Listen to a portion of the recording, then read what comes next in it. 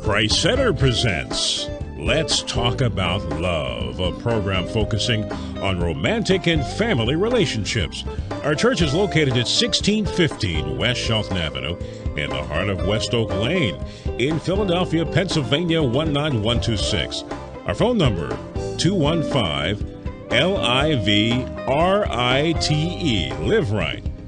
Our teacher is pastor and counselor and 8-time author, Dr. David R.L. Stevens. This is a listener-supported program. All donations should be made out to Christ Center Church of God and Mark Radio. And now, here is our teacher, Dr. Stevens. Hi, I'm Pastor David Stevens, and the name of our broadcast is Let's Talk About Love. Now, you're going to see something amazing in about 15 minutes. I'm going to be telling you goodbye. All right, so we call it Radio's Fastest 15, but listen, we're going to pack this 15 minutes out with a lot of information that's going to be very helpful to you. Okay, let's talk about love, and I'm reading from some of my writing, and I'm going to talk now about, in fact, I'm going to try to wrap up this thing of old school, new school. Old school, new school. And I've been saying that one of the problems today is a lot of people don't really want truth. They want what's going to make them comfortable. And as long as we're trying to be comfortable and ignoring what the truth of God is, it's not going to work out very well. So let's dive into it. A man is probably going to view the situation from a man's perspective. That's just how men do it. Just give me the bottom line. I want to deal with the facts and nothing but the facts. You remember that program, I think it was called Friday. He said, the facts, ma'am, nothing but the facts. And so that tends to be the way that men view life. However, he must allow himself the opportunity to hear it from his wife's perspective. After all, this is called marriage. Thinking as an independent is not the way to much success. Men, listen to your wives before you make a decision. Now, I'm not saying that your decision is not correct, but you need to examine the whole thing before you make a decision. Thinking as an independent is not the way that's going to get you the greatest success. The strongest voice is made up from the most comprehensive view, which should be the two of them looking at a situation as partners, examining the whole of the matter and reaching for the best conclusion. Don't make a rash decision based on the very limited view of one person. Actually, the Bible in Ecclesiastes chapter 4, verse 12 says that a threefold or three-strand cord is difficult to break. The principle here is that God wants to be in the mix. Again, listening to God through prayer is vital. Not just what you want, not just what your wife wants or your husband wants, but what God wants as well. And a threefold mixture is going to make the cord very strong. And then I want to say children should never see their parents in an ugly conflict over a direction or a decision. If you have to differ with each other, do it in private until you get it straight. If you can't get it straight, then table it until God can grant you a breakthrough. But don't argue out your dirty laundry in front of your children. If you do it the other way, you run the risk of causing the breakup or a breakdown in your relationship. Do it the way that God wants you to do it. Do it in private, do it together, learning and growing, and then coming out with a bottom line. Children often carry scars from their parents' bad behaviors. Sometimes they carry these scars for life. Every once in a while, you'll run into somebody who says, you know, my mom did this, my dad did this, and they argued, and it traumatized me. And so I'm scared of relationships. Well, that happens when parents are off the hook and not responsive to God. Leadership is not always an outspoken thing, but it is there when it is there. I had an aunt, her name was Aunt Ruby, who was brilliant in business and generally in how she lived her life. She could make $1 rise up out of a consumer's pocket while attracting other dollars on the way to her account. She excelled in retail and in real estate. My uncle, Uncle Arthur, her husband, on the other hand, seemed quiet and very low-key. People on the outside probably felt that she was in charge. I was close enough to them to know that my uncle was the power beneath her wings. With all of her brilliance and her drive, she did not move without him. He never had to climb up on a table to tell her who was in charge. He might not have even thought about it in those terms. Uncle Arthur had it together. He was quiet, but he held the power. He made the decisions for the family, but you sometimes wouldn't know it because you would think that she was thinking it and doing it, but they were together. I never saw them argue. Yet he was the outline around his family. The family was successful and is successful today because of many of the principles that I believe that he put before them. I've noticed that some new school couples like to avoid thinking in terms of following principles. Many of them avoid thinking about what they would call old school structure. They find more comfort in making it up as they go along. In fact, I just heard a man on the radio talking about the new crop of media preachers. He said that this new group preached the gospel of comfort. Do what makes you feel good is their basic aim. A marriage with that kind of direction is headed for a rocky destination. Most of them will not complete the journey at all.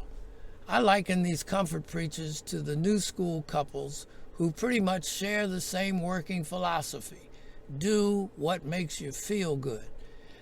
Do it as often and as whatever you want, and with no restraints, no structure. Nobody's in charge. Nobody has the bottom line, and they're headed for failure. This is just the same kind of methodology or theology that the comfort preachers like to do. You just make it up. You don't have to worry about it. God will just do whatever you think you ought to do or he ought to do. My friend, it's not like that. It is not like that. That's not the smart way to go at all. Listen to the promises of God. Listen to the instructions. I'd like to jump to another subject right now, kind of related, and I call it Show Me the Money. Old school thought says a man must get a job so that he can take care of his family. It is natural because we seem to be built that way as men. Some writers and researchers describe a man as a hunter-gatherer. In fact, we can see that God programmed it this way in Genesis chapter 3, verses 17 through 19. And I invite you to read that, and you'll perhaps get some new discoveries. Certainly, any of us could fall on uncertain times between jobs. When men are not working, deep psychological scars can develop. Short-term job loss is not such a big deal. But over time, as the job loss wears on, the male ego takes a serious hit. No matter which school of thought you line up with, old school or new school, during these times of job uncertainty, his wife might be working outside of the home as a major wage earner, but there's a psychological thing going on there. So it would be natural for him to take on the bulk of the domestic chores while he's at home. I hope that's what's happening. But this should be thought of as a temporary wage fix, not the way it's going to be forever. I'm sure that the increased domestic help will be appreciated by his wife, especially when it continues after the job has been regained. In other words, men, you have a responsibility in the home as well. I'm not trying to make you into super mom or anything, but you need to help your wife. We talked about romance last week. or a couple of weeks ago, this is part of the romantic scene, that you pick up some of the chores in the home and that you do them. Your wife is not the hired help, and she will appreciate a strong man who comes in and says, baby, let me help you with this, or just go ahead and do it. You don't have to say anything, just do it. And you will find that your stock goes up. Sometimes a long-term sickness prevents the more traditional role of a man working outside of the home as the financial leader. If there are special conditions surrounding this kind of situation that makes the traditional impossible, you do what you have to do.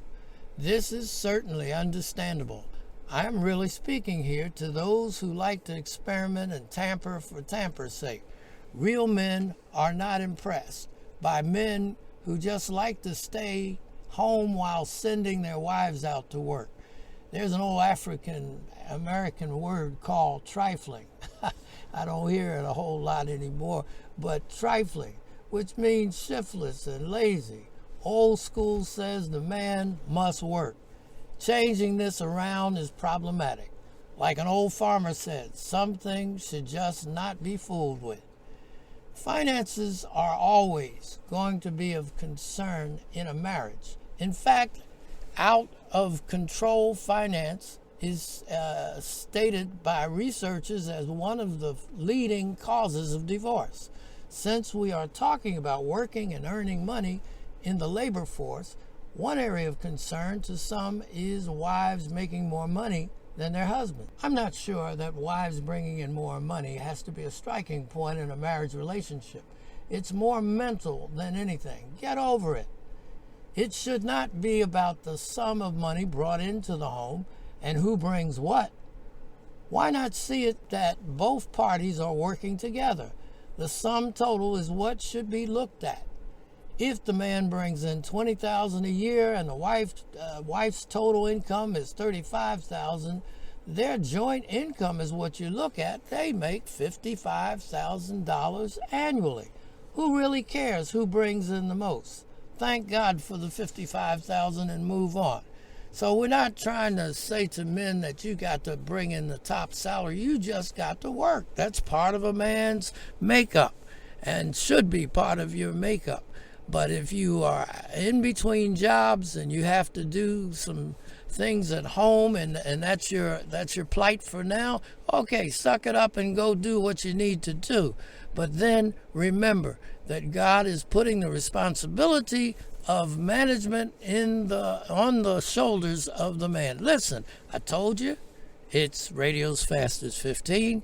I've got to go, and we hope that you'll stay tuned, get the information about our broadcast, and also remember you can hear us on C Center on YouTube, C Center Radio. Listen, if you have questions that you'd like to get some answers for, you can always call in, leave your message with our secretary, and she will get that information back to me.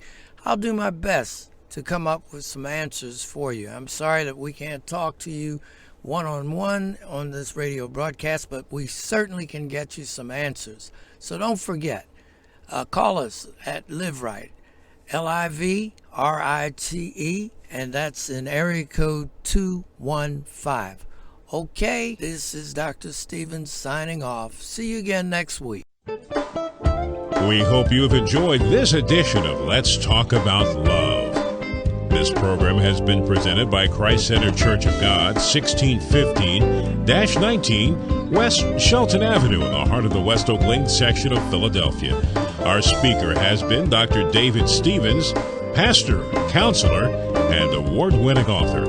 This radio program is listener-sponsored, and we do solicit your prayers and donations. See you next time on Let's Talk About Love.